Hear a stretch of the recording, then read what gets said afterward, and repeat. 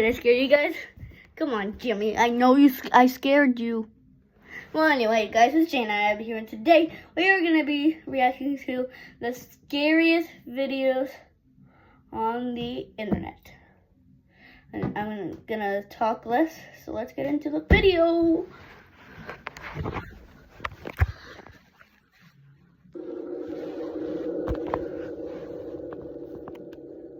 I'm already not liking this. I forgot to tell you guys it's Peppa Pig themed. So it's true Peppa Pig horror stories.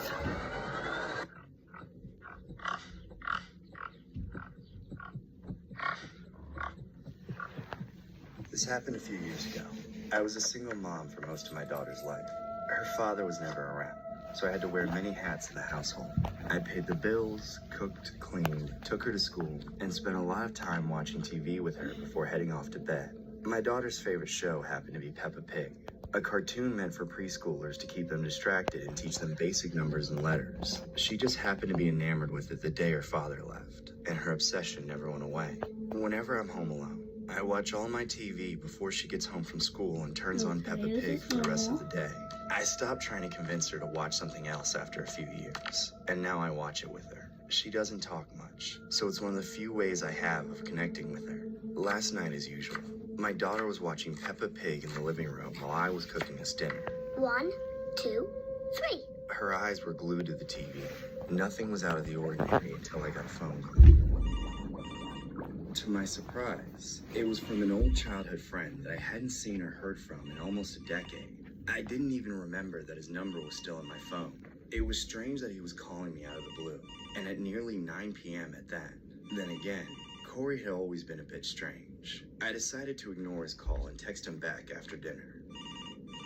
Right after the phone stopped ringing, it rang again. I then answered it this time, a little annoyed. Hello? Haley! I'm so glad you picked up. I've missed you so much. How old is your daughter these days? I'd love to meet her all grown up.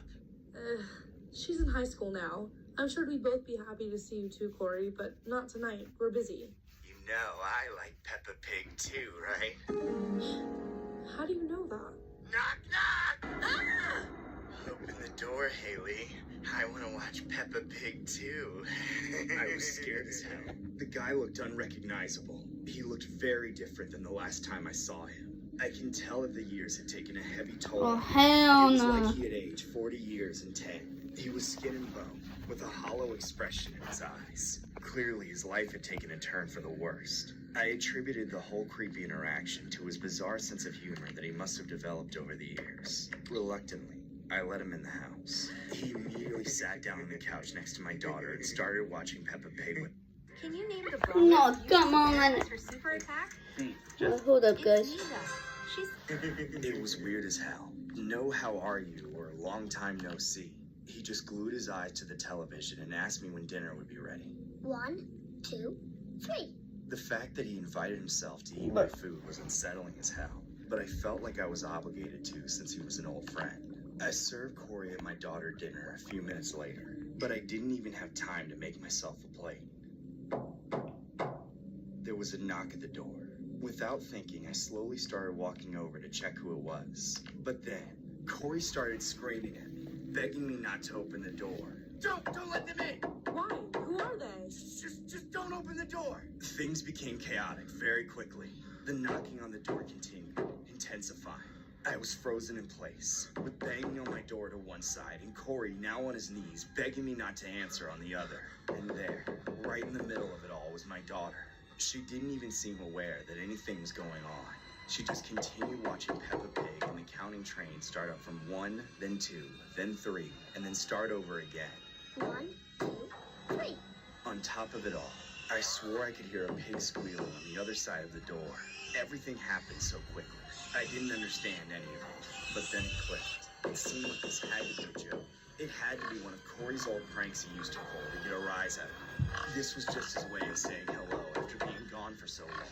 If I opened the door, there would be one of Corey's friends standing in front of me, or one of my friends, or maybe even my husband would miraculously appear. He'd be holding a pig in his arms and say, "We're having bacon tonight." We'd all laugh, and he'd give the pig to my daughter as a pet. It would be the perfect gift for her. She'd name it Peppa, of course. Maybe she was in on it too. Maybe she had put on some edited version of an episode of Peppa Pig just to screw with my head. That was the only way any of this made sense. I was ready to laugh. I was done being confused and scared. Done with Corey screaming at me and crying on my living room floor. Done with people showing up to my house unannounced and banging on my door like the police. If I waited any longer, it looked like they would break it down. I ignored Corey's begging and calmly walked over to the door. I unlocked it, then opened it. No!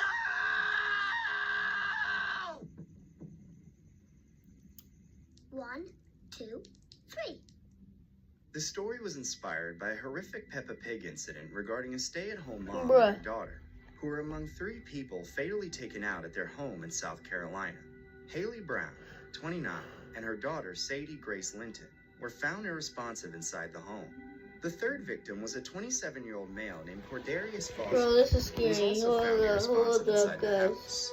Brown's mother, Sheila, has said that she and her family had known Foster Hold since up, guys. Wait just a damn minute.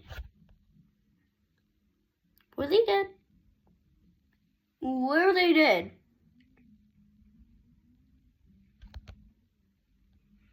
Well, I'll get back to part 2 in the next video. In the meantime, peace.